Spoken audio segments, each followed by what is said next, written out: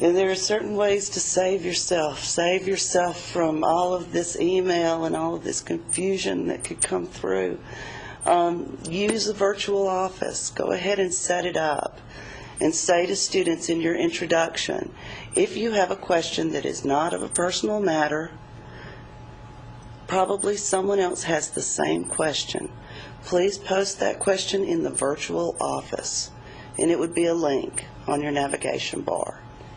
Is that within Blackboard? That makes it all open. Yeah, it's going to be open, and it's going to be a discussion board so that if they post a question, everybody can read it and you can respond to it.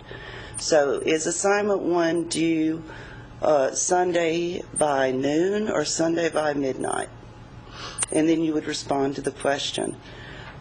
Very helpful, because instead of sending 5 emails back to people, you can post the answer one time and it's there, and again, it creates that sense of community. I think if you have a virtual office, it's important to respond to student questions within 24 hours. Otherwise, they will not use it, in my experience. But it's not a special tool, it's just a discussion board that you set up there. Right.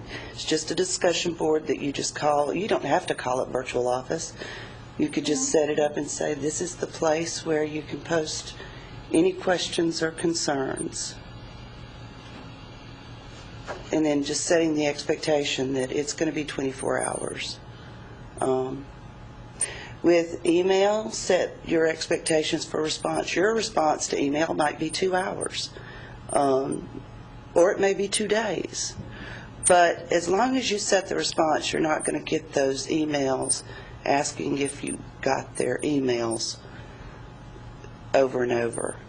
So that's always nice. And we can do this. We can set boundaries with our students. I think we're so used to being on campus for 8 hours a day or 10 hours a day or 6 hours a day, and we're available to students during that time. And we feel we should offer the same thing to our online students, but it's really not fair. It's not even fair to them to do that, because we can't be available to them in that same way. They can't ask us a question and we can't respond immediately. So setting the expectation for when we will respond is very important. If you want students to call you, set the hours for the phone calls. Do any of you give your students your home number?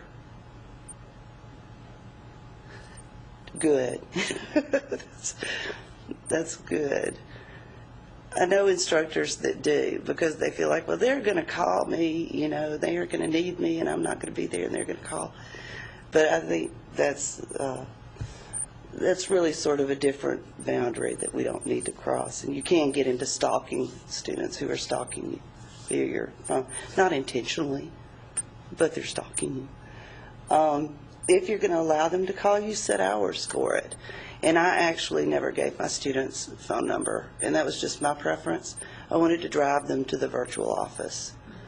Not that I wouldn't email them and say, please give me your number and a good time to call, and then I would call them so it's not on their dime.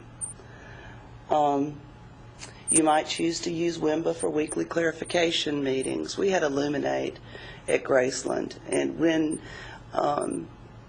material was particularly complicated or an assignment was particularly complicated, or I could see in the discussion that people were sort of really without direction, then I would set up an Illuminate conference with them. I found it very helpful to go ahead and create a PowerPoint presentation addressing the misunderstandings that I was seeing so that we could focus our discussion. And then we'd have the discussion probably an hour. For you, it might be more depending on your material. And then that would be archived so that students who couldn't come in could still come in. They could see the discussion. They could see the PowerPoint, and hopefully they would benefit from that clarification. And then the culture of peer assistance with the critical friends, with the discussion board, with the virtual office, with the student lounge. We're creating a culture in which it's not embarrassing to ask a question. It's actually normal, and that's what we're here for. And then there's that being visible thing again, just so they know that you're there, because we all do what we're expected to do. If nobody's watching, then it's not long before people know. And just remember, you're not out there alone in teaching your online course. Students can ask each other questions before they ask you questions, and it's perfectly legitimate for you to set that expectation of them. They might even want a study buddy. So, even if you haven't put them in groups, just assign them somebody to support them in their teaching and learning. And then creating that link so that they know what the resource. Self-reflection. This is something that it's okay. This is something that we don't do a lot of in classes face-to-face because we see the body language, we see their response, we see questioning looks.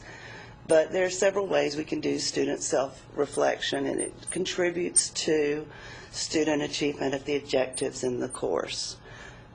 So it's important to post the objectives of the course each week, particularly online, because, again, it focuses that instruction so that students know as they interact, this is the outcome of that interaction. We don't all have, and nobody has time to waste, so knowing where we're going is very important. So after you've posted the objectives, they've done the work for the week, maybe at the end of the week they have a private journal to you, or maybe there's a blog or a video diary that they do integrity and don't publish, so only you can see it.